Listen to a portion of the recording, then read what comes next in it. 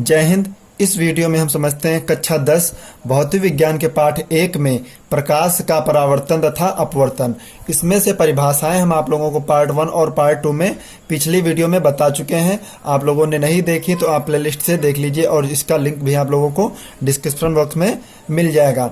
और इस वीडियो में हम आप लोगों को बहुविकल्पीय प्रश्न यानी वस्तुनिष्ठ प्रश्न जो कि आपके एग्जाम में 10 से 12 नंबर तक पूछे जाते हैं, और ये सभी इंपॉर्टेंट क्वेश्चन आप लोग अपनी कॉपी में नोट कर लीजिएगा।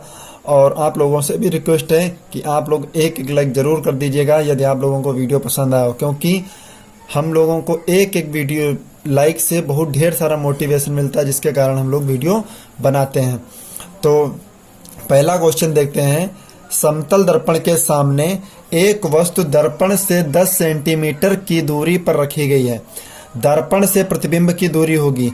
अब दर्पण आपका कौन सा समतल दर्पण है, तो सीधी सी बात, जब समतल दर्पण है तो समतल दर्पण से दर्पण की दूरी 10 सेंटीमीटर है तो प्रतिबिंब की दूरी भी कितनी होगी, 10 सेंटीमीटर। यानी ऑप्शन दूसरा आपका बिल्कुल करेक्ट है।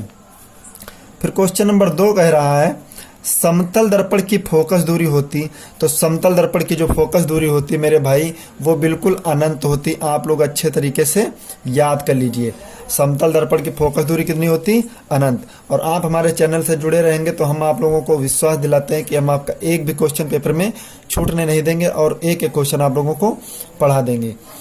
फिर क्वेश्चन नंबर 3 क्या कह रहा है, अवतल दर्पण के फोकस और वक्रता केंद्र। क्वेश्चन नंबर 3 है अवतल दर्पण के फोकस और वक्रता केंद्र के बीच स्थित वस्तु का प्रतिबिंब बनता है। यानी अवतल दर्पण के फोकस और वक्रता केंद्र के बीच में जो प्रतिबिंब बनता है वो कैसा बनता। आप लोगों को मैं पहले बताया दे रहा हूं कि जब भी अवतल दर्पण होगा, लिख लीजिए ध्यान से, यदि आपसे अवतल दर्पण के बारे में कहा जाए,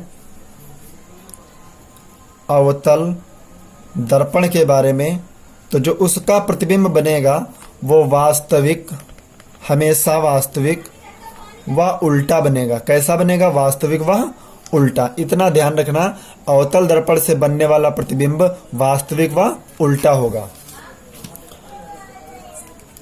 तो यही कहा है, तो स्थिति उल्टा वास्तविक, वास्तविक होगा उल्टा होगा।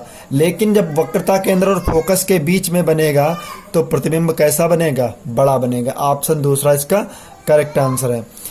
क्वेश्चन नंबर 3 क्या कहे, 4 नंबर कह रहा है किसी अवतल दर्पण द्वारा आभासी सीधा तथा आवर्धित प्रतिबिंब बनता है। किसी अवतल दर्पण द्वारा आभासी सीधा तथा आवर्धित प्रतिबिंब बनता है। और वस्तु की स्थिति कहाँ होगी, तो वस्तु की स्थिति मेरे भाई ध्यान रखना, अवतल दर्पण आभासी होगा और सीधा, तो वस्तु की स्थिति हमेशा ध्रुव व फोकस के बीच होगी। कहाँ पे होगी, ध्रुव व फोकस के बीच। ऑप्शन पहला इसका करेक्ट आंसर है। और आप लोगों को आंसर कोई भी गलत लगे तो आप कमेंट बॉक्स में बिल्कुल बता दीजिएगा कि सर ये क्वेश्चन आप लोगों का रॉन्ग है, तो हम उसको जरूर सुधारने का प्रयास करेंगे। और गलतियां तो अच्छे लोगों से हो जाती हैं। फिर क्वेश्चन नंबर 5 कह रहा संयुग्मी फोकस संभव है। केवल संयुग्मी फोकस कब संभव होता है, जिसमें दर्पण कौन सा होता, अवतल दर्पण में संयुग्मी फोकस, संयुग्मी फोकस समतल दर्पण में बिल्कुल क्लियर होता है। संयुग्मी फोकस संभव है केवल अवतल दर्पण में। किसमें संभव है, अवतल दर्पण में। फिर क्वेश्चन नंबर 6 आपसे कहा है फोकस दूरी f तथा वक्रता त्रिज्या r के बीच संबंध है। यानी फोकस दूरी f तथा वक्रता त्रिज्या r के बीच संबंध क्या है उसके बारे में बताना। तो ध्यान से समझ लेना, जो संबंध होता है वो f बराबर r/2। ऑप्शन तीसरा इसका करेक्ट है, f बराबर r/2।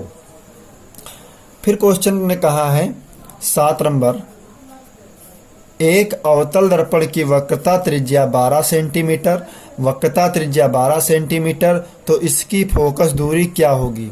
अब सवाल बहुत अच्छे से पूछा, हम आपको लगाकर भी बताएंगे। अवतल दर्पण की वक्रता त्रिज्या r का जो मान दिया है, r का मान कितना दिया है, 12 सेंटीमीटर। फिर फोकस दूरी पूछा, तो फोकस दूरी ज्ञात करने के लिए r/2, 2। अब अवतल दर्पण है तो फोकस दूरी माइनस में होगी, तो r का मान कितना 12/2, 2 से कैंसिल करेंगे तो उत्तर क्या आएगा -6 सेंटीमीटर। कितना आएगा -6 सेंटीमीटर। ऑप्शन 4 इसका बिल्कुल करेक्ट आंसर है। ओके, आपको क्वेश्चन हम लगा कर भी बताएंगे जितने अंक के प्रश्न आएंगे। फिर आगे क्वेश्चन क्या कह रहा है, उत्तल दर्पण की फोकस दूरी 10 सेंटीमीटर और दर्पण के उत्तल पृष्ठ की वक्रता त्रिज्या। फोकस दूरी 10 सेंटीमीटर तो वक्रता त्रिज्या की बात की, तो यहां पे समझ लीजिए थोड़ा सा।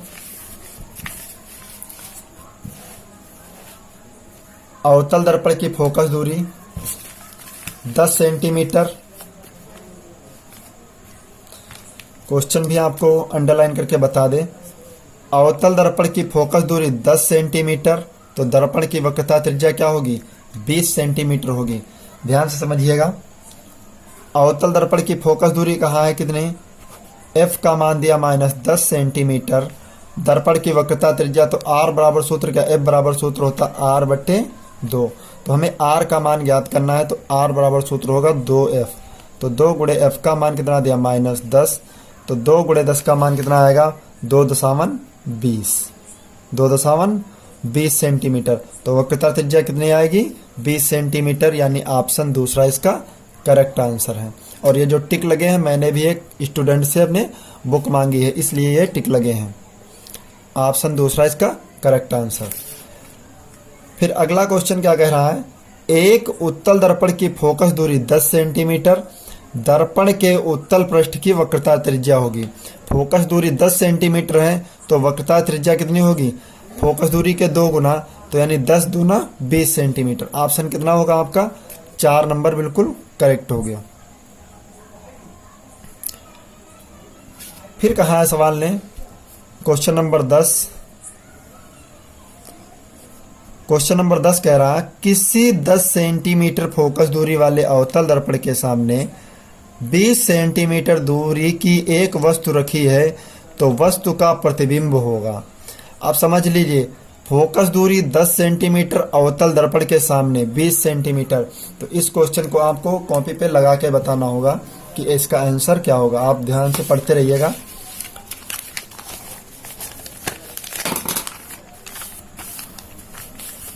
देखिए, फोकस दूरी दी है, अवतल दर्पण है, तो अवतल दर्पण की फोकस दूरी हमेशा कैसी होती -10 सेंटीमीटर। फिर कहा दर्पण के सामने 20 सेंटीमीटर पर वस्तु रखी, यानी वस्तु की दूरी -20 सेंटीमीटर। फिर वस्तु का प्रतिबिंब पूछा, तो वस्तु का प्रतिबिंब v बराबर क्वेश्चन मार्क। हम आप लोगों को पीछे वीडियो में इसका सूत्र भी बता चुके हैं। तो क्या लिखेंगे, दर्पण के सूत्र से, दर्पण के सूत्र से, तो दर्पण का सूत्र क्या कहता है, 1/f बराबर 1/v प्लस 1/u। हमें v का मान ज्ञात करना, तो 1/v बराबर 1/f माइनस 1/u। तो 1/v बराबर 1/f का मान -10 माइनस 1/u का मान -20, 1/v बराबर -1/10 और माइनस माइनस प्लस 1/20। यहाँ पे क्रॉस मल्टीपल करेंगे तो 1/v बराबर 20 से कम 20 माइनस का 20 प्लस 10 से कम 10 और 20.200।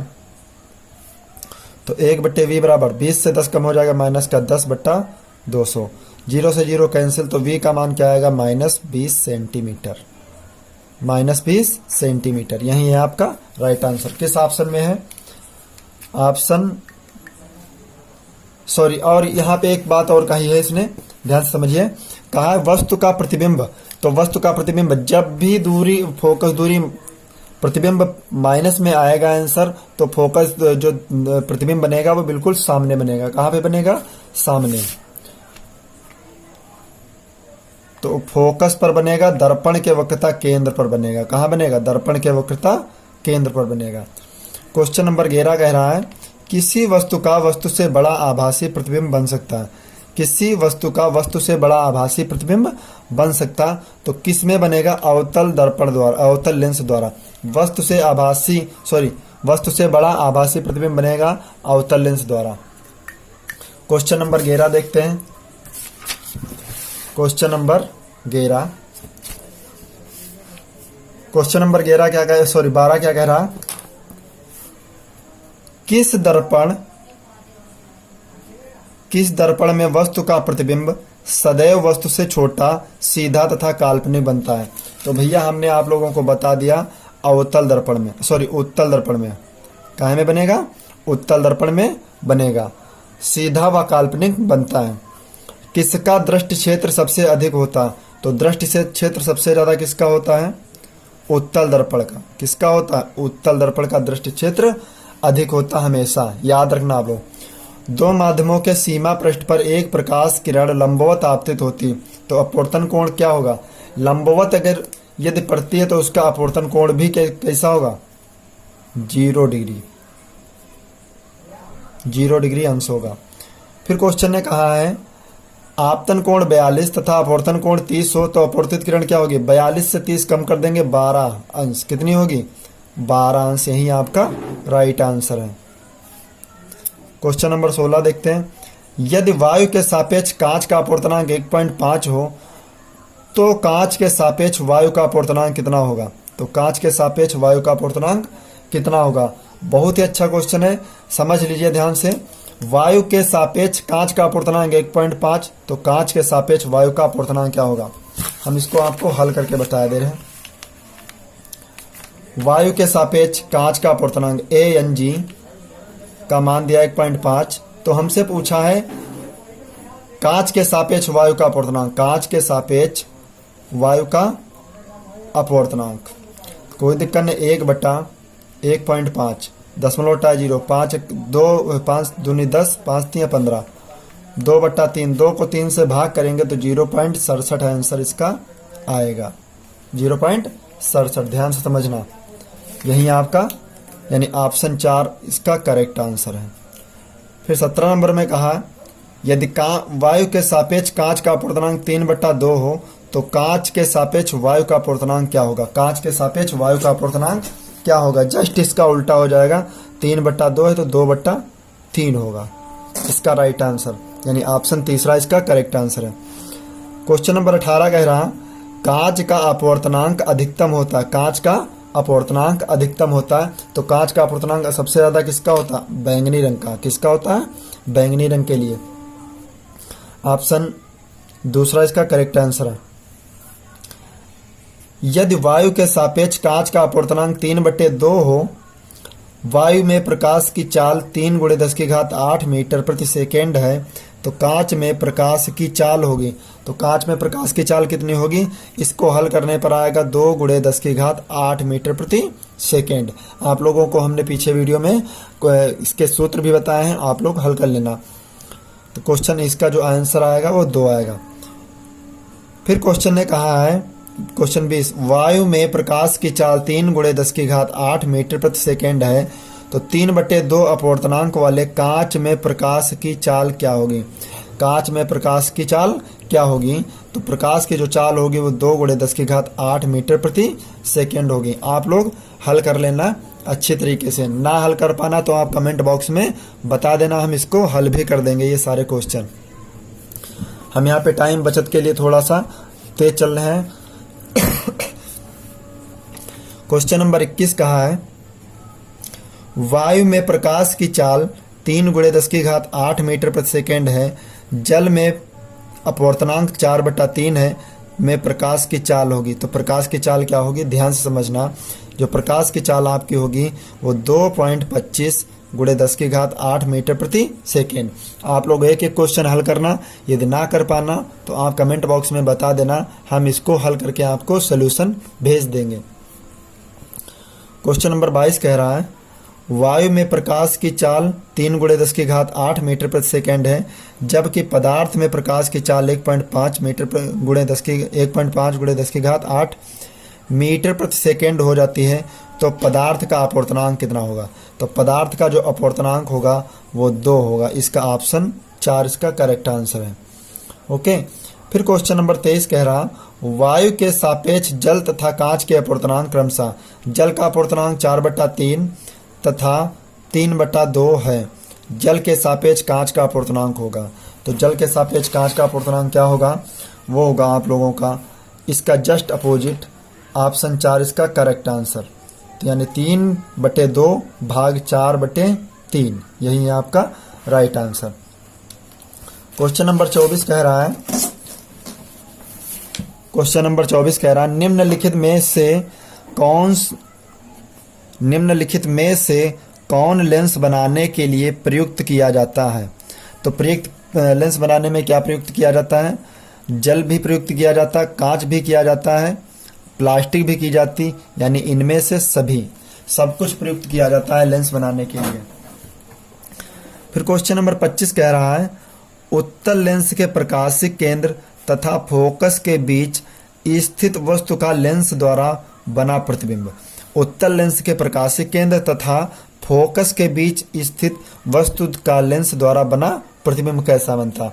तो प्रकाशिक केंद्र तथा फोकस के बीच जो वस्तु के लेंस द्वारा प्रतिबिंब बनता वो आभासी बड़ा तथा सीधा बनता। आभासी बड़ा तथा सीधा, यानी ऑप्शन 1 इसका करेक्ट आंसर है।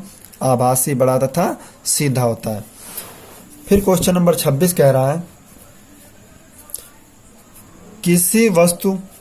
किसी उत्तल लेंस से वस्तु का प्रतिबिंब बड़ा और सीधा बनता है, जबकि वस्तु को रखा जाए, कहाँ पे रखा जाए? जब प्रतिबिंब बड़ा और सीधा बनता तो वस्तु कहाँ रखा जाता? भैया मेरे ध्यान रखना, हमेशा फोकस तथा प्रकाशिक केंद्र के बीच, यानी ऑप्शन इसका करेक्ट आंसर लेंस के फोकस तथा प्रकाशिक केंद्र के बीच। आप लोगों ने सारणी नहीं पढ़ी तो सारणी आप लोग पढ़ लीजिएगा, उसी में से ये सारे क्वेश्चन पूछे जा रहे हैं। फिर क्वेश्चन नंबर 27 कह रहा है, एक वस्तु उत्तल लेंस के सामने 2f यानी दोगुनी फोकस दूरी पर रखी है तो लेंस से उसका प्रतिबिंब बनेगा। तो लेंस से उसका प्रतिबिंब भी कहाँ बनेगा? 2f पर ही बनेगा, यानी दोगुनी फोकस दूरी पर बनेगा। फिर क्वेश्चन नंबर 28 क्या कह रहा है, उत्तल लेंस से किसी वस्तु का वास्तविक उल्टा एवं बड़ा प्रतिबिंब बनाने के लिए वस्तु को रखना चाहिए। वास्तविक उल्टा एवं बड़ा प्रतिबिंब बनाने के लिए वस्तु को कहाँ रखना चाहिए? लेंस से फोकस तथा 2 गुने फोकस के बीच में रखना चाहिए। कहाँ रखना चाहिए? लेंस के फोकस तथा 2 गुने फोकस के बीच रखना चाहिए। फिर क्वेश्चन नंबर 29 कह रहा, किसी वस्तु तथा उसके प्रतिबिंब की लेंस के प्रकाशिक केंद्र से दूरी 10 सेंटीमीटर और 30 सेंटीमीटर है तो वस्तु के प्रतिबिंब तथा वस्तु की लंबाई का अनुपात होगा। वस्तु के प्रतिबिंब तथा वस्तु की लंबाई का अनुपात क्या होगा? प्रकाशिक केंद्र प्रतिबिंब की लेंस से दूरी 10 सेंटीमीटर और प्रकाशिक केंद्र से दूरी 30 सेंटीमीटर, तो वस्तु का जो प्रतिबिंब तथा वस्तु की लंबाई का अनुपात होगा वो होगा 1 से अधिक।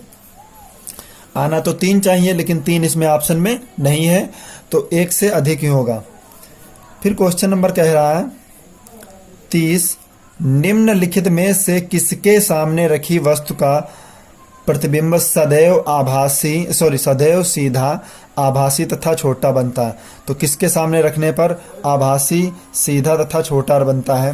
तो अवतल लेंस पर। किसके सामने रखने पर? अवतल लेंस के सामने रखने पर आभासी, सीधा तथा छोटा बनता है। फिर क्वेश्चन ने कहा है